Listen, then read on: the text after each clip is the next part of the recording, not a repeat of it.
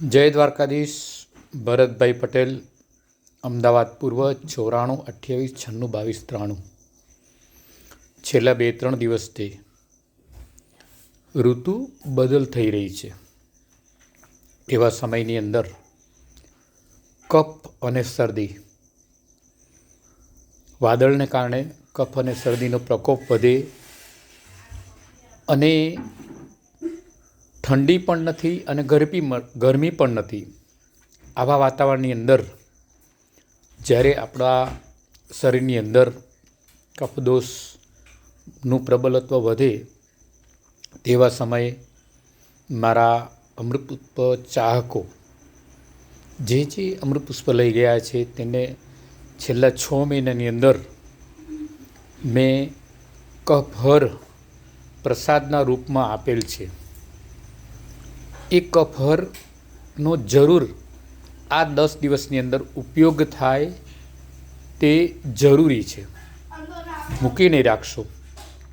ફક્ત અડધો ગ્રામ એટલે કે ચમચીના પાછળના ભાગથી ઘરના જેટલા સભ્યો છે તેટલા અડધા ગ્રામ પ્રમાણે લઈ અને મકાઈના દાણા બરાબર લઈ અંદર 5 થી 6 ટીપા મધ ઉમેરો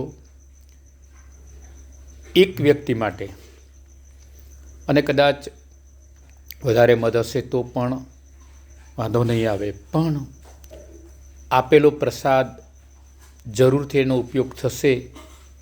તો આપ ઘરની અંદર સમસમવટી હોય તો તેનો ઉપયોગ કરો અને કફહર હોય તો તેનો ઉપયોગ કરો.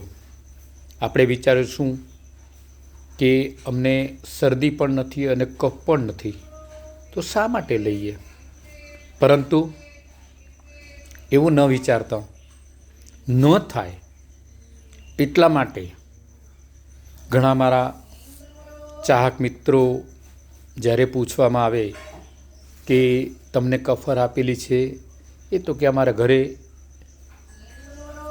અમે વાપરી નથી.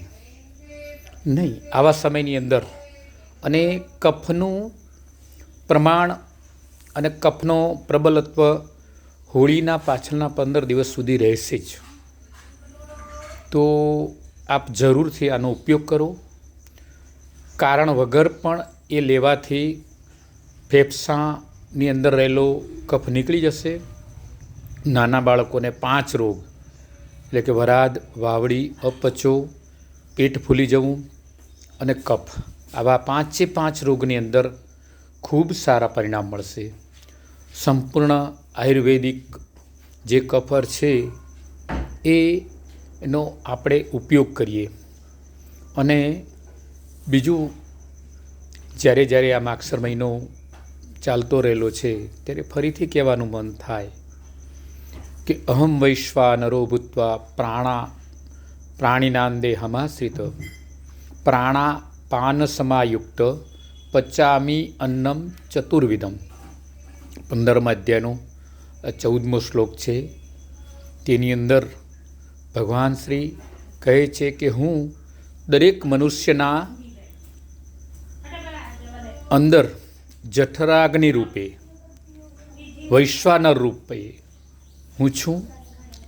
પ્રાણાપાન એટલે પ્રાણ અને અપાન જે 5 વાયુ અમૃતપુષ્પથી જે અંદર એને આપણે 5 વાયુને સમકક્ષ કરીએ છીએ. એમાં પ્રાણ અને અપાન ભગવાને પોતાના શ્લોકની અંદર વર્ણન કર્યું છે કે પ્રાણાપાન સમાયુક્ત પચામી અન્નમ ચતુર્વિધમ. 4 પ્રકારનું અન્ન હું પચાવું છું. ભગવાનનું માર્ગદર્શનને આપણે અનુસરીએ. 4 પ્રકારનું અન્ન એટલે ચાવીને, ચૂસીને, ચાટીને અને પીને. આ 4 પ્રકારથી જે અન્ન આપણે લઈએ છીએ તે અન્નને પચે એના માટે ભગવાન 5 વાયુ પ્રાણ, અપાન, ઉદાન, વ્યાન અને સમાન, આ 5 વાયુ સમકક્ષ રહે તેના માટે આપણે આપણા ઘરની અંદર અમૃતપુષ્પ હશે તો આ મોસમમાં જરૂર 5 થી 7 ટીપા જ લઈને એનો ઉપયોગ કરીશું. ભલે આપણને કોઈ રોગ હોય કે ના હોય, પણ અમૃતપુષ્પનું સેવન, કફરનું સેવન અને આ મોસમની અંદર સમસમવટી હોય તો જરૂર એનું સેવન કરશો તો ઘણા બધા રોગથી આપણે બચી શકીશું.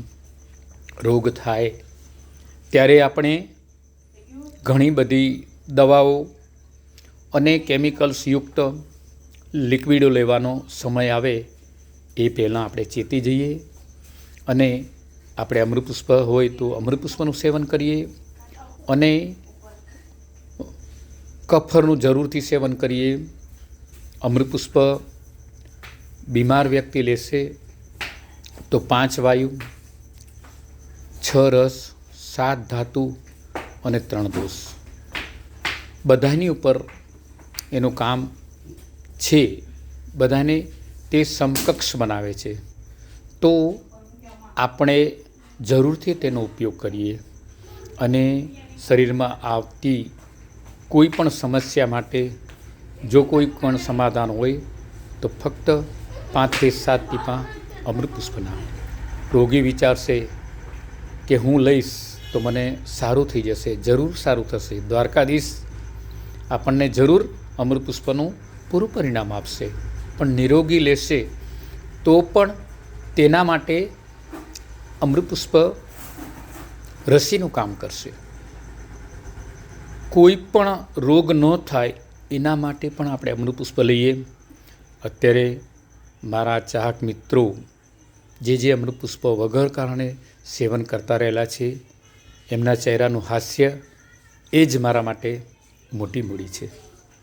આપનો પ્રેમ, આપની શ્રદ્ધા, આપનો ધીરજ અને આપની લાગણીઓ માટે હું ખૂબ ખૂબ આભારી છું. જય દ્વારકાધીશ. ભરતભાઈ પટેલ, અમૃતપુષ્પ વિતરક, કણભા, અમદાવાદ પૂર્વ 94 28 96 22 93. જય દ્વારકાધીશ. જય દ્વારકાધીશ. જય દ્વારકાધીશ.